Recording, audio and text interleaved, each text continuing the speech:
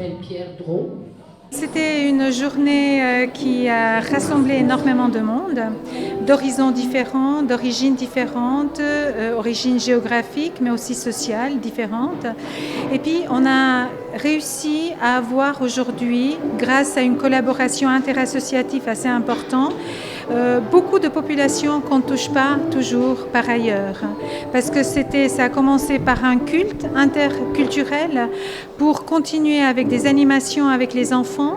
Et puis on avait une table ronde assez intéressante et importante qui a réuni des spécialistes autour de la table et qui n'étaient pas toujours d'accord. Et ça, c'est la richesse de cette table ronde. La première rencontre avec le monde de l'emploi, c'était au début de l'université. J'ai rejoint une association en tant que secrétaire administratif qui organise les cours de langue et culture d'origine à Genève, les cours de langue et culture d'origine albanaise. Donc. Et puis alors j'ai été confronté aux entretiens d'embauche, ça c'était très intéressant aussi, parce que la question du nom, ça vient d'où? Ça vient forcément. Et on perçoit que lorsque la personne pose une question par curiosité, on la perçoit différemment lorsqu'elle la pose avec un sous-entendu, avec déjà un a priori. On le perçoit très vite.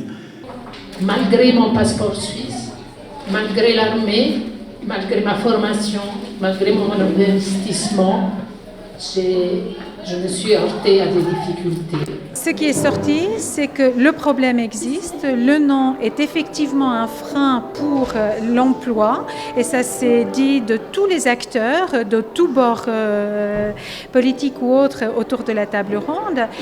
C'est au niveau des pistes après que les pistes changent parce que souvent on a l'habitude d'exiger à l'étranger encore plus, à lui demander à faire plus et encore plus d'efforts pour apprendre la langue, pour se professionnaliser, etc. Et c'était intéressant de voir qu'en fait, on parlait de Suisses qui portent un nom différent et pas forcément d'étrangers primo-arrivants qui ne parlent pas la langue. L'étude dont Rosita Fibi nous parlait, c'était de Suisses qui sont nés en Suisse, qui ont le passeport suisse, qui ont fait la scolarité en Suisse, qui parlent parfaitement bien le français, voire l'allemand et l'anglais, mais qui ne trouvent pas de place de travail très souvent parce qu'il y a une discrimination à cause du nom et de l'origine hypothétique de la personne. Je pense que l'océan n'est pas fait d'un jour, il y a des gouttes qui le composent et je pense que cette journée est une goutte dans le grand océan et je pense que c'est mieux de la voir, cette goutte, plutôt que de ne pas la voir. Et les efforts doivent être quotidiens et pas uniquement une fois par année. La thématique qui a été donnée cette année à la semaine contre le racisme, qui est la problématique de l'employabilité. Est-ce que c'est plus difficile quand on est migrant, quand on porte un nom étranger, d'avoir accès au monde du travail? Est-ce qu'il y a des formes de discrimination et comment les surmonter? Donc on a eu un partage depuis plusieurs mois avec les associations qui ont été intéressées.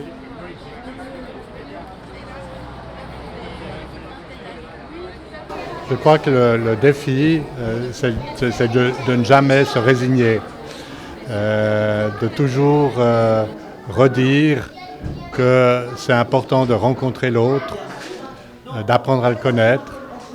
Et c'est comme ça qu'on peut commencer à le respecter. Parce que souvent, on se heurte à des préjugés ou à des exclusions qui sont le fait de peurs liées peut-être des fois à certaines expériences négatives, mais qui amènent à des généralisations qui sont destructrices des liens.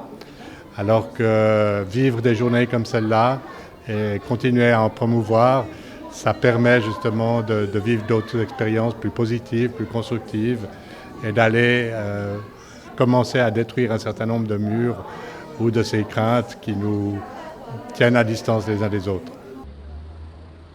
C'est toujours important d'avoir des moments où on se rencontre et on apprend à connaître l'autre. Plus que de lutter contre le racisme, nous on cherche aussi à promouvoir la tolérance, la connaissance de l'autre, l'insertion, l'intégration des uns et des autres. Et dans le domaine professionnel, oui, c'est vrai, il faut toujours se souvenir que c'est pas parce qu'on a un nom, par exemple, d'origine différente, qu'on n'est pas bien intégré ou qu'on n'a pas des compétences à offrir dans un domaine particulier. J'habite à Genève, je viens savoir. J'ai aussi des enfants ici. Enfin, c'est des adolescents, c'est pas des enfants. Mais on a aussi des problèmes. On aimerait savoir qu'est-ce qui se passe pour aider aussi notre enfant.